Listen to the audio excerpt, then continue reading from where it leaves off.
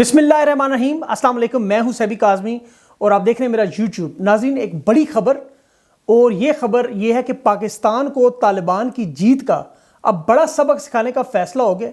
एक गाड़ी जिसमें चीन के लोग सवार थे ग्वादर में, उसे निशाना बनाया गया और ये खबर रूसी सरकारी मीडिया ने नशर की। हिंदुस्तान के सरकारी अकाउंट के नाम से खबर को बताया और राउटर्स का नाम भी इन्होंने इस्तेमाल किया। खबर के मुताबिक ये खुदकश हमला था और चीन पाकिस्तान में मुकम्मल तौर पर अब निशाने पर आ चुका है। उसकी वजह हिंदुस्तान में आपको पता है एक आला सतह का इजलास हुआ और उसमें एक बड़ा मंसूबा बना कि अब चीन के शहरियों को पाकिस्तान में निशाना बनाया जाएगा, अपना वो बदला लिया जाएगा। और इससे एक तो चीन को ये बताया जाएगा कि आप यहाँ पर सेफ नहीं हैं और जो गेम आपने पाकिस्तान के साथ मिलकर किया उसको अंजाम देख लें। और दूसरी तरफ जो सी पैक के खिलाफ जो साजिशें हैं अब वो अरूज पर जाएंगी। और सबसे बड़ा उसमें मसला बलोच अलहदगी पसंद ग्रुप जो भागकर हिंदुस्तान चले गए, अब उन्हें खुलकर इस्तेमाल किया जाएगा। आप देखेंगे अभी भी वहाँ पर बिजली, पानी और मछली जी कम होने पर कि जी चीन यहाँ से 40 साल से निकाल रहा है, उसके खिलाफ मुजाहरे जो हैं वो करवाए जा रहे हैं। लेकिन अब ये खबर जो है, मेरे पास मुकम्मल इसकी तफसील नहीं, लेकिन धमाका हुआ है और इस खबर के मुताबिक हलाकतें भी हैं और ज़ख्मियों की इतला भी है। अब सारा मामला मैं आपके सामने तज्जिया रखता हूँ कि दोनों कुव्वतें आपके सामने आ चुकी हैं, चीन, पाकिस्तान, ईरान, तुर्की, और दूसरे हिंदुस्तान, अमेरिका और मगरिब। अब ये गेम एक बड़े लेवल पर जाने लगी है और उसकी मैं आपको पूरी वजह बताता हूँ क्यों।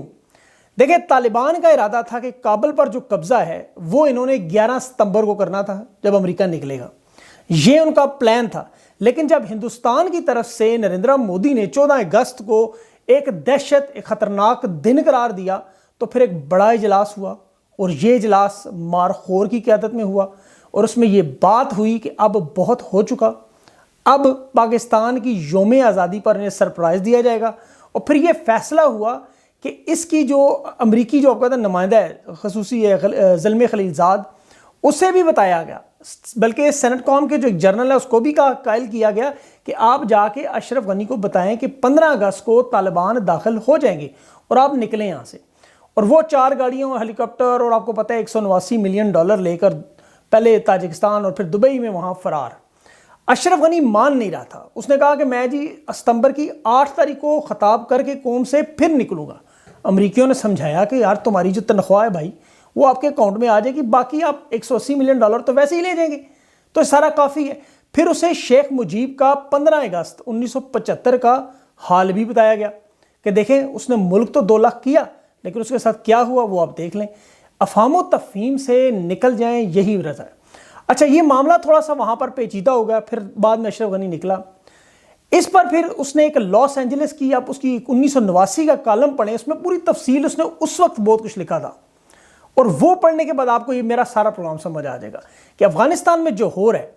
अब देखिए, पाकिस्तान मुखालिफ जो दानश्वर हैं और मगरबी दुनिया है, उनकी इस वक्त हवाइयाँ उड़ चुकी हैं हिंदुस्तान समेत, और ये लोग अब एक इस ग्रेटर गेम को जो पाकिस्तान ने बदली है, और इनके वहमो गुमान में भी नहीं था कि ऐसा होगा।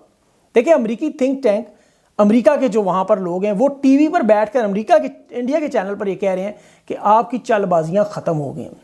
हमारी नई नस्ल ने शायद ये मनाजर पहली बार देखे होंगे, लेकिन जो मेरी उम्र के लोग हैं वो तो दीवार बर्लिन, अमेरिका की 2 शिकस्तें देख चुके होंगे। और फिर आपको पता है इसमें हमने देखा बीच में अफ़गानिस्तान में रूस की रुखसती, बहुत कुछ हम उस ज़माने में पढ़ चुके हैं जब हम नौजवान थे। और अब अमेरिकी शिकस्त वो दोबारा भी देख रहे हैं जो हम पहले देख चुके हैं। अच्छा, इसमें सबसे बढ़कर जो है वो चीन का इस अंदाज में एक पावर प्ले, ये लोगों को नज़र नहीं आया कि सर्द जंग तो हमने देखी थी, अब एक नई सर्द जंग भी शुरू होगी और उसकी हिद्दत भी होगी। और फिर अब ये देखें कि डॉलरों की बरसात हुई, दुनिया के जदीद असले की बमबारी हुई, फिर उन्होंने पूरी तरफ अपनी तोपें, गन्ने सब कुछ लगाया, लेकिन दूसरी तरफ सिर्फ नारा तकबीर। जिन्होंने हमें पत्थरों के दौर में धकेलना था वो अपनी बका की जंग लड़ते हुए अफगानिस्तान से पतलूने तक छोड़कर भाग गए। और वो जो दूसरे थे, वो जो कहते थे जी अटक तक का इलाका पाकिस्तान से छीनना है, वो अपने बड़े बड़े महलात से निकल कर अब दुनिया के मुख्तलिफ ममालिक में दर बदर हो रहे हैं, पनाह मांग रहे हैं। और वो जो जनरल नियाज़ी की तस्वीर अपने ट्विटर पर लगाते थे, अब बड़े बड़े माफ़ी नामे भेज रहे हैं कि जी हमारे घर के बाहर ऊंची शलवार वाले, लंबे लंबे बालों वाले बाहर खड़े हैं।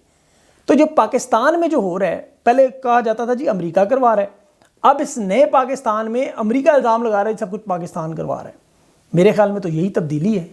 نیا پاکستان شاید یہی تھا، لیکن اب ان کا جو ریٹیلیشن ہے، ان کی جو آگے سے رسپونڈ ہے، وہ بھی آپ دیکھیں۔ ہمارے جھنڈے کی آپ کو یاد ہوگا، پاکستان کے پرچم کی یہ سرعام دکھاتے تھے ویڈیوز، اب ان کے اپنے جھنڈے کیسے بدل رہے ہیں، بے حرمتی کرتے تھے ہندوستان کی۔ آپ کو پتہ ہے پاکستان مخالف اربوں روپے کی انویسٹمنٹ وہاں ڈوب چکی ہے۔ NDS کی جو دہشت گردی کے سکول تھے وہ سارے ختم ہو چکے ہیں۔ PTM ان کی تباہ و برباد، یتیم ہو گئے ہیں، بلوچ ان کے یتیم در بدر، وہ علیحدہ معافیاں مانگ رہے ہیں۔ اب یہ دیکھیں کہ افغانستان کی فوج کی بزدلی اور افغانستان کی جو حکومت ہے ان کی پاکستان کے خلاف جو سازشیں ہیں اب تاریخ کا حصہ بن جائیں گی، اور تاریخ ہمیشہ یاد رکھے گی۔ لیکن پاکستان نے اپنی سرحدوں کو تو ناقابل تسخیر کیا ہے، اس میں تو کوئی شک نہیں، لیکن جو اکثر لوگ یہ کہا کرتے تھے جی یہ لڑتے ہوئے جان دیتے ہیں، ایسا کوئی بڑی بات نہیں، انہیں تنخواہ ملتی ہے۔ اب آپ دیکھ لیں کہ 88 ارب ڈالر ملتے تھے ان کو افغانستان میں، یہ کیوں نہیں کرتے آگے؟ انہیں اور تنخواہ الگ ملتی تھی۔ دنیا کا بہترین سب سے بڑا بجٹ ان کے پاس تھا، تنخواہ اپنی تھی، لیکن آپ کو پتہ ہے وطن کے لیے جان قربان کرنا، جذبے، وہ مائیں، وہ خاندان، یہ اسپیشل لوگ ہیں، یہ مارخور جیسی ایجنسی ان کے پاس نہیں ہے۔ اکثر لوگ جو ہے وہ مجھ سے پوچھتے ہیں، خاص طور پر انگریز لوگ، کہ جی یہ اتنی جلدی یہ سب فال ہوا، اس کی وجہ کیا ہے؟ میں اس کی بڑی وجہ جو دیکھ رہا تھا وہ یہ تھا، افغانی فوج کے جو جرنیل تھے ان کا جو فوکس تھا وہ صرف اور صرف تاجکستان، کرغستان، افغانستان میں فوجی ٹرکوں میں منشیات سمگلنگ کرنا۔ انہیں پتہ تھا آج جائے یا کل جائے ان کی حکومت نے چلے جانا ہے، تو جتنا مال بنا سکتے ہیں بنا لیں۔ اسی لیے جب انہیں للکارا گیا یہ سب غائب۔ اشرف غنی صاحب کے پاس جگہ کام تھی اور پیسے زیادہ تھے، انہوں نے جو ساری زندگی جو جنگ لڑی وہ سوشل میڈیا، ٹویٹر پر ہی لڑتے رہے، اسی پر زور رکھتے رہے۔ اب آن پیپرز اب اگر افغانستان کی فوج کی مجموعی تعداد دیکھیں تو وہ 3,52,000 تھی، اس لیے کہ وہاں سے ماہانہ تنخواہیں آتی تھیں۔ وہ بڑی تنخواہیں لینے کے لیے انہوں نے پیپروں میں بہت زیادہ بندے بھرتی کیے ہوئے تھے، لیکن جب 1,67,000 اس میں سے جو تھے وہ تھے ہی نہیں، مطلب صرف پیپروں میں تھے، باقی تھے ہی نہیں۔ اب جب وہ حقیقت کھلی تو اس فورس میں جو بھرتی کے لوگ ہی نہیں موجود تو وہ جنگ لڑے گی کیا؟ پھر اوپر سے ان کے جو کمانڈر تھے بدعنوان، وہ مل کے، وہ کل میرا دوسرا پروگرام دیکھیے گا شمالی وزیرستان، اس پہ شمالی اتحاد پہ، وہ اب دیکھیں یہ کمانڈر ادھر جا ملے ہیں۔ افغانی فوج کی جو قیادت تھی وہ اس طرح بدلتی تھی، روز آرمی چیف کو اپنی فوج کی درست تعداد کا نہیں پتا تھا، یہ بہت بڑے مسائل تھے ان کے لیے۔ پھر افغان حکومت نے اپنے فوکس کا اندازہ کیا تھا کہ جی ہم نے ٹویٹر پر ٹویٹس ضرور کرنی ہے چاہے کچھ بھی ہو جائے، اور وہ بھی ساری پاکستان کے خلاف۔ اور جس وقت طالبان افغان حکومت کے خلاف ساری منصوبہ بندی کر رہے تھے، اس وقت یہ افغان حکومت ہندوستان کے ساتھ مل کر داسو ڈیم کی جیسے چائنیز کے اوپر حملوں کی تیاری کر رہے تھے، بالکل اس طرح جس طرح آج انہوں نے گوادر پہ کیا ہے۔ اب دیکھیں یہ یا تو بدنام کرنے کی کوشش کرتے ہیں یا پھر حملے کرنے کی۔ اب اپنے دفاع کے لیے افغان حکومت یہ سمجھ بیٹھی تھی کہ بھارت ان کی مدد کرے گا اور وہ پاکستان کے خلاف پراکسی وار شروع کر کے بنگلہ دیش کی طرح ایک بلوچستان کو بھی علیحدہ کر لیں گے۔ اب یہ ایک بہت بڑی گیم تھی، لیکن مارخور آپ کو پتہ ہے سویا نہیں تھا۔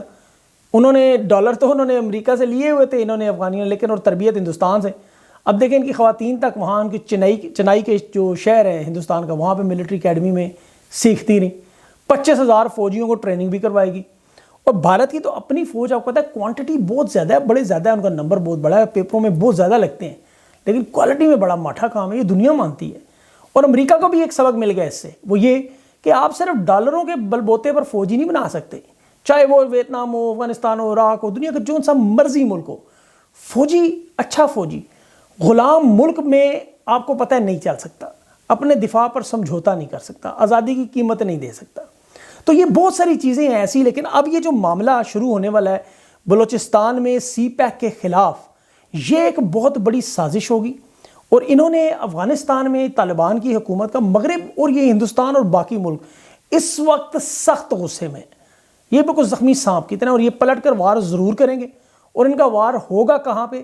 چائنیز کے اوپر، کیونکہ سارا آپ کو پتا ہے پاکستان کے 67 ارب ڈالر لگا ہوا ہے، اور چائنا وہاں جا رہا ہے انویسٹمنٹ کرنے۔ اس پر مزید جو ریسرچ ہے، مزید بہت سارے ایسا کام کیا گیا ہے، میں انشاءاللہ وہ آپ کے سامنے رکھوں گا، اور آپ کو مزید جو ہے اپڈیٹ کرتا رہوں گا۔ یہ خبر جو آپ کو تازہ تھی میں نے آپ کو پہلے بتا دوں، مزید اس پر جو ہے انشاءاللہ آپ کو اپڈیٹس دیتا رہوں گا۔ جو آنے والی جو 2-3 اہم پیش رفت ہیں وہ بہت بڑی پیش رفت ہیں، انشاءاللہ وہ آپ میرے ساتھ اپڈیٹ رہیں۔ چینل کو سبسکرائب کر لیں اور بیل کا بٹن ضرور دبا دیں، کیونکہ میں فیس بک پر یہ ویڈیوز لگاتا نہیں، تو اس لیے آپ کو یہیں پر ملیں گی۔ تو یہ دیکھیں انشاءاللہ کل کی ویڈیو آپ نے میری ضرور دیکھنی ہے۔ اگلی ویڈیو تک کے لیے مجھے اجازت دیں، اپنا خیال رکھیں، اللہ حافظ۔